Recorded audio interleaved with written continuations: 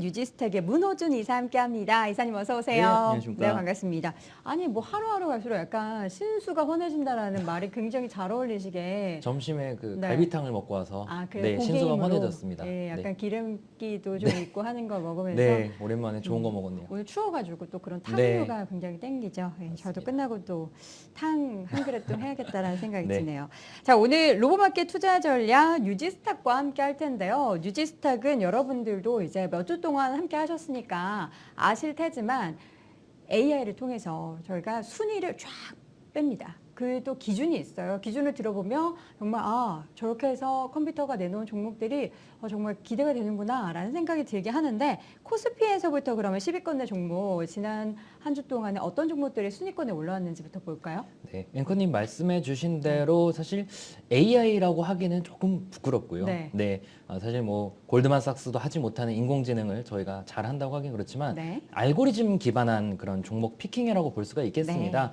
그래서 저희가 모멘텀과 펀더멘탈 점수를 통해서, 모멘텀은 시장의 이런 수급이나 추세를 점수화했고, 펀더멘탈은 이런 실적, 재무, 뭐 밸류에이션 이런 것들을 점수화해서 모멘텀과 펀더멘탈의 평균점이 종합점수. 그래서 종합점수가 높다고 무조건 좋다고 보긴 어렵지만 그래도 객관적으로 시장을 바라봤을 때 종합점수가 높은 종목은 분명히 주목할 필요는 있다는 관점에서 여러분들 한번 봐주시면 좋을 것 같고요. 네. 코스피 시장에서 종합점수가 높았던 종목들을 보면은 정말 특징점이 강합니다. 이건 현재 실시간이 아니라 어제 종가 기준으로 뽑혀져 나온 건데, 뭐 증권사, 뭐 아니 메리츠화재, DB손해보험 같은 보험사가 전부 다고요. 그리고 유일하게 이 비금융권에 있는 섹터는 SK바이오팜 하나입니다. 근데 증권사 같은 경우는 워낙 증시가 호황이었기 때문에 실적에 대한 기대감이 있고, 또 보험사는 코로나19로 상당히 좀 어려운 시기를 보냈으나 오히려 코로나19로 인해서 보험료율이 상승하면서 실적에 대한 기대감이 또 오르는 것이 주가에 반영이 되고 있는 상황입니다. 추가적으로 또 시장이라는 것은 호재가 있다고 오르고 악재가 있다고 떨어지는 게 아니죠. 주가가 떨어져 있으면은 뭐 악재가 나와도 오르는 경우도 있습니다. 이게 뭐 우려감 해소라고 해서 보험사들이 약간은 주가가 상대적으로 부진했던 것이 그래도 약간의 호재로 올라가는 모습이 나오는 것 같고요. SK바이오팜이 유일하게 비금융권인데, 일단 SK바이오팜은 이 IPO 대란의 스타트를 끄는 종목으로서 상당히 많이 올랐었으나 그 후로 또 오랜 기간 약세를 보였습니다. 네. 어느 정도 주가가 떨어지다 보니 또 저가 매수가 이게 저가인지 모르겠으나 단기적으로 저가 매수가 유입되면서 반등하는 모습 보이고 있습니다. 즉 어제 시장 자체는 뭔가 코스피에서는 안정적인, 조금 덜 오른 좀 이런 종목들 위주로 수급이나 거래량이 쏠리고, 또 이런 종목들의 펀더멘탈, 즉 실적이나 가치도 좋았다고 볼 수가 있었을 것 같습니다. 전체적으로 지금 보니까 정말 금융주들이 뭐 오늘 시장에서도 그렇고 그동안에서도 계속해서 좀 코스피에서는 장악을 좀 하고 있습니다. 코스닥이 어떤지 궁금한데, 코스닥에서는 좀 어떻게 다른 모습이 있을까요? 좀 보니까 네. 지난주에 나왔던 종목들 중에서도 눈에 띄는 종목들이 있네요. 네, 일단 코스닥은 그래도 비금융 쪽에서 많이 나왔는데요.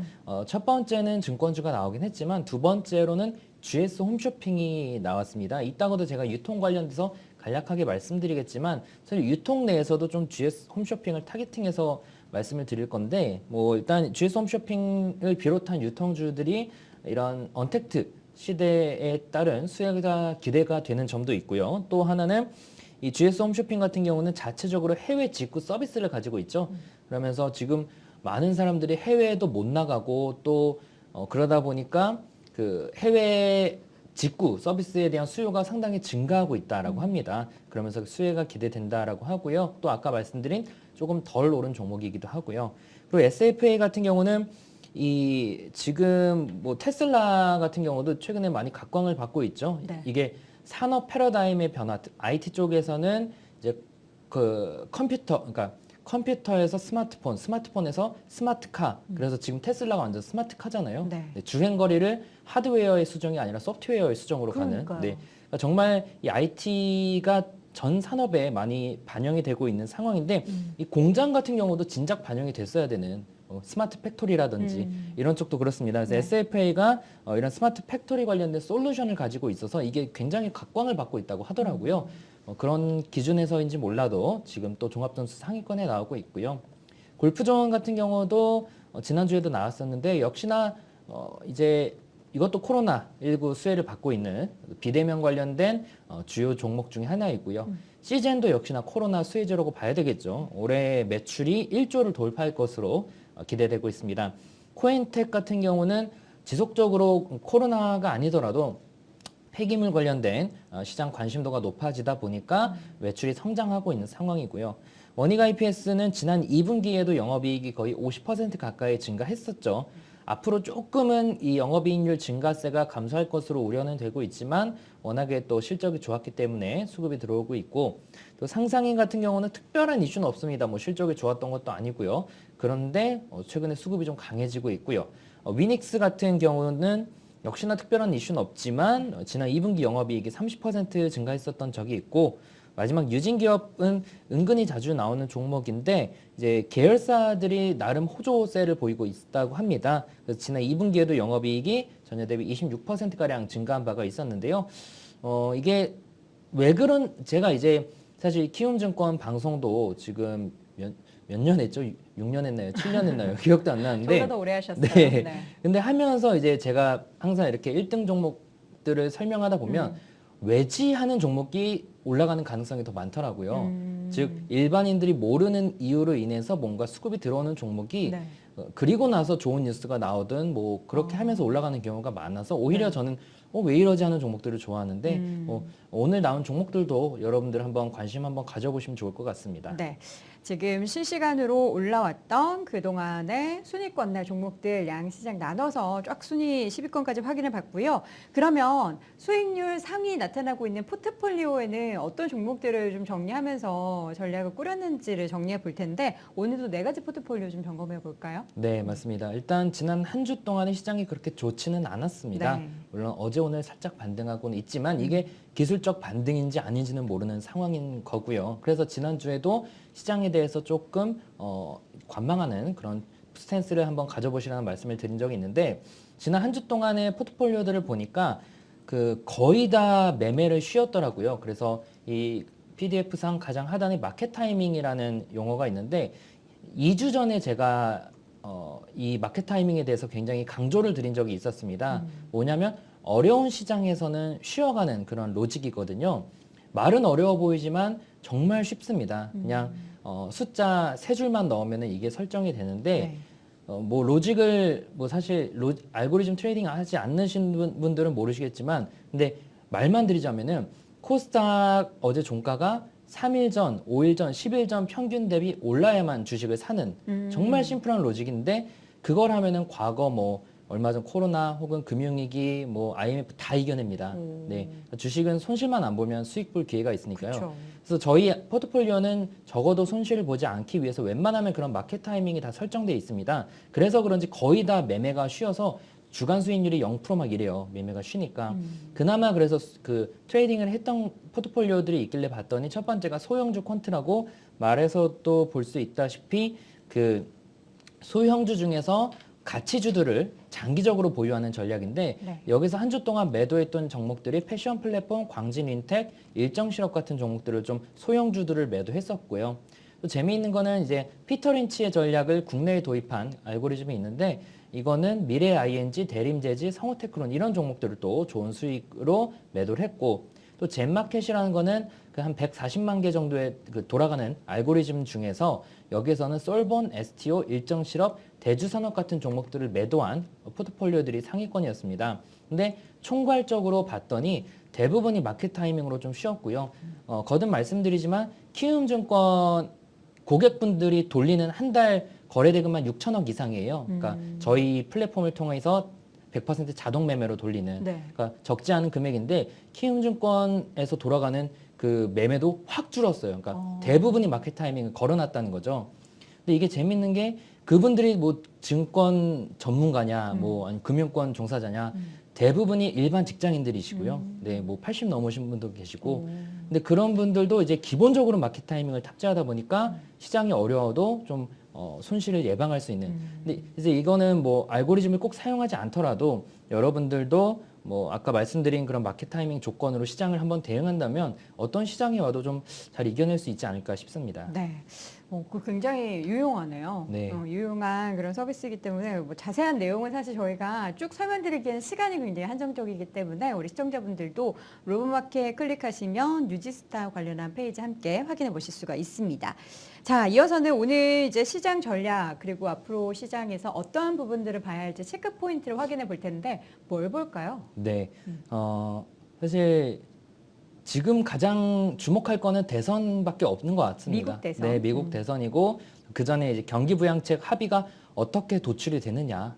안 될 것 같다는 생각을 많이 했는데 네. 또 어저께 또 다른 긍정적인 얘기가 좀 들려오기도 하고 왔다 갔다 맞습니다. 해요. 네. 뭐 어떻게 될지 모르지만 그쵸. 그래도 가장 주목할 사항은 맞는 것 같아서 오늘 좀 말씀을 드리고 다행인 점은 사실 이게 어떻게 될지 모르는 상황이니까 여기에 대비하는 건 쉽지 않을 것 같고 대신에 이제 데이터로 나온 거로 보면 3분기 실적이 그래도 그렇게 나쁘진 않을 거다라는 코로나에도 불구하고 네.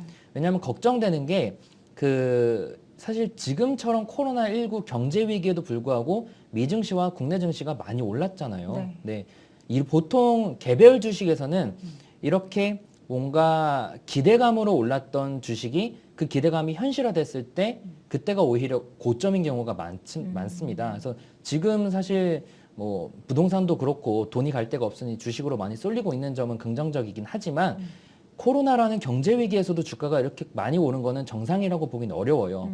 그래서 지금 미국 대선이나 경기 부양책 결과가 좋게 나오든 나쁘게 나오든 저는 사실 충분히 조심해야 될 필요는 있겠다라는 생각을 가지고 있고요. 그래서 마켓 타이밍에 대한 얘기도 잠깐 해드렸지만 뭐 정리하자면 결과가 어떻게 나올지는 누구도 모르니 조금 조심하면서 대응할 필요가 있다라는 말씀을 드리고 싶습니다. 네. 그리고 또 지금이 실적에 대한 키워드가 계속해서 나오는 시기이긴 한데 뭔가 이게 실적 시즌 되면 어떤 한 업종으로 확 이렇게 쏠림이 있고 막 네. 그런 움직임들이 있는데 이번에는 워낙 고점에서 지금 박스권이다 보니까 그런 움직임이 사실 오늘 금융주 빼고는 네. 잘 없는 것 같아요. 근데 금융주도 사실 아까도 상위권에 다 포진돼 있었잖아요. 네네. 그게 어제의 데이터예요. 오늘이 아니라 네. 그만큼 시장에서는 지금 불확실성이 남아있기 때문에 좀 덜 오른 종목 위주로 들어간다는 거고요. 개인 투자자분들 중에서도 뭐 이런 비대면이라든지 아니면은 특정 실적 개선 기대감이 되는 반도체 쪽에 투자하는 것도 가능하지만 일정 부분 정도는 리스크 해지 관점에서 네. 정말 그동안 관심을 가지지 않았던 덜 오른 종목, 재미없는 종목들이 들어가 보는 것도 앞으로 어찌 될지 모르는 시장을 미리 좀 대응할 수 있는 방법일 것 같습니다. 네. 알겠습니다. 자, 그렇다면 그 대응을 위해서 오늘도 업종별로 종목을 좀 정리를 해봤는데요. 오늘 첫 번째로 반도체에서도 어떤 종목을 볼까요? 네, 업종을 80개 이상으로 분리를 해서 그 네. 업종 내에서도 매일 순위를 매기고 있는데 어제 종가 기준으로는 반도체가 1등했습니다. KMH 하이텍, 한양ENG, SFA 이런 종목들이 나왔는데 지난주에는 제가 그래서 SK 하이닉스를 좀 강조를 드렸던 적이 있죠. 근데 SK 하이닉스가 운이 좋아도 이슈가 터지면서 좀 오르긴 했는데 네. 그런 이슈라는 게 주가가 SK 하이닉스가 이미 올라 있었으면은 그렇게 호재는 아니었을 겁니다. 즉 뉴스가 저점에 터지냐 고점에 터지냐니까 지금은 확실히 저점에 있는 종목들이 매력적이라고 봐야 되고요. 네. 그다음 2등을 한 거는 역시나 IT 업계 쪽의 디스플레이고 이 중에서 또 상위권에 있는 종목들이 한송네오텍이나 한양ENG, SFA 또 있었고요.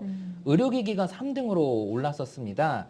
여기서는 JVM, 대한과학, 지노미트리. 그래서 대한과학은 최근에 많이 오르긴 했지만 뭐 여전히 수급이 강한 모습이고요.